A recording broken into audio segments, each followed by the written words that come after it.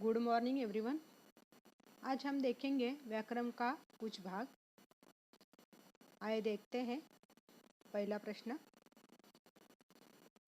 अधोरेखांकित शब्दों के भेद पहचान कर लिखिए। क्या बोला है कि शब्दों के भेद हमें पहचानने का है। यहाँ पे पहला उदाहरण है, मैंने मामा को 1-2 पत्र लिखे थे। तो पत्र को अंडरलाइन किए हैं, तो उससे हमें भेद पहचानने का है। पत्र यानी क्या? संज्ञा।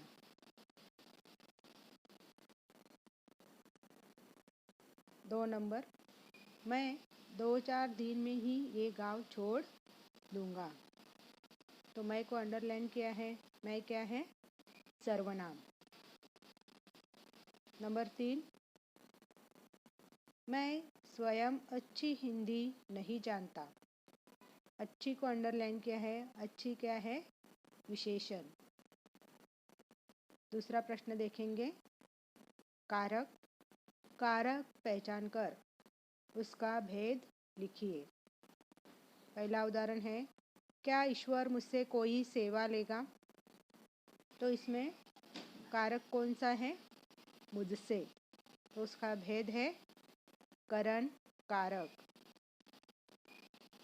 प्रश्न 2, एक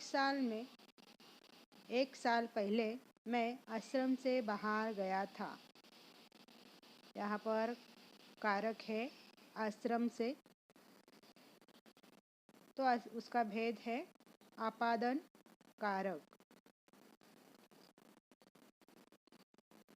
तीसरा प्रश्न देखेंगे, शब्दों की संधि कीजिए।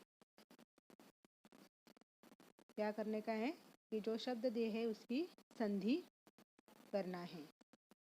उदाहरण है, पर अधिक उपकार यानी परोपकार। वन अधिक औषधि यानी वनौषधि। हिम अधिक आलय यानी हिमालय। मुनि अधिक ईश यानी मुनीश। ये बहुत इजी रहता है और फर्स्ट टर्म में ये सब हम पढ़े हैं, तो भी हम एग्ज़ाम में क्या करते हैं, उल्टा सुल्टा लिख देते हैं। इसीलिए ये बार बार दोहराना पड़ता है। ये सब जब लिखने का रहेगा तब हम अगर अच्छे से पढ़ेंगे, माइंड में रखेंगे, तो हमें समझ में आता है कि उसका क्या करना चाहिए। जब हमें पूछा जाता है संधि कीजिए, तब हम संधि का क्या बताते हैं, पहचानते हैं। और जब पहचानने के लिए बोलते हैं तब हमें उसको संधि बनाते हैं। हमें देखो प्रश्न 4 में दिया है, शब्दों की संधि पहचानिए। तो हमें उसकी संधि पहचानने की है। पहला उदाहरण है, नी अधिक आशा। तो ये कौन सी संधि है? विसर्ग संधि। तो विसर्ग संधि कैसी आती है ये हमने पहले सब पढ़ा है। खाली हम इसका उदाहरण देखेंगे और हमारे माइंड में रखेंगे कि संधि पहचानना और संधि बनाना क्या है। दूसरा उदाहरण है, सम अधिक सार यानी क्या? सम अधिक सार। तो इसका उच्चार आता है, वो ध्यान में रखकर हम उसको पहचानेंगे कि ये क्या है, व्यंजन संधि। तीसरा उदाहरण है, इति अधिक आदि यानी कौन सी संधि है? इति अधिक आदि, तो स्वर संधि। चौथा उदाहरण है, सत अधिक मार्ग, सतमार्ग। तो क्या कौन सी संधि आएगी? ये भी व्यंजन संधि है।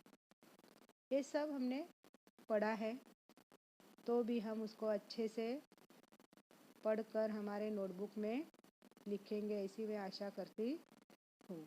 अभी आपके लिए मैं एक होमवर्क देती हूँ। देखो, अवयव। तो ये क्या बनाने का है, जो मैंने 4 उदाहरण दिए हैं आपको, यहाँ पे आपको क्या करने का है कि अवयव का सार्थक वाक्यों में प्रयोग कीजिए। आपको क्या करने का है, जो आपको शब्द दिए हैं उसका वाक्य में, अच्छे वाक्य में उसका प्रयोग करने का है। तो उसका और, कल, इसीलिए, अभी, तो हम उसका वाक्य में प्रयोग करेंगे। तो अगर देखेंगे कि आश्रम में कितने स्वयं सेवक और कितने विद्यार्थी हैं, तो और ये शब्द डालकर हमें क्या करने का है, सेंटेंस बनाने का है। ऐसे ही आप ये 4 सेंटेंस बनाएंगे। अभी हम देखेंगे क्रिया। क्रिया यानी आपको मालूम है कि ये एक सहायक क्रिया है। तो देखो, सहायक क्रियाओं का वाक्य में प्रयोग कीजिए। एक दिया है सखा, जाना, होना, करना। अगर हमें करने का रहेगा, पहला उदाहरण हम देखेंगे कि सखा आपको दिया है, तो आप क्या करेंगे, उदाहरण बनाएंगे। तो कैसा उदाहरण बनाएंगे, प्रवास में यह संभव न हो सका। तो ये वर्ड जो है सहायक क्रिया वर्ड, वो आपका लास्ट में आना चाहिए, ये बीच में नहीं आएगा। ऐसा करके इसको आप अपने नोटबुक में लिखकर वाक्य में प्रयोग करेंगे। Okay, thank you.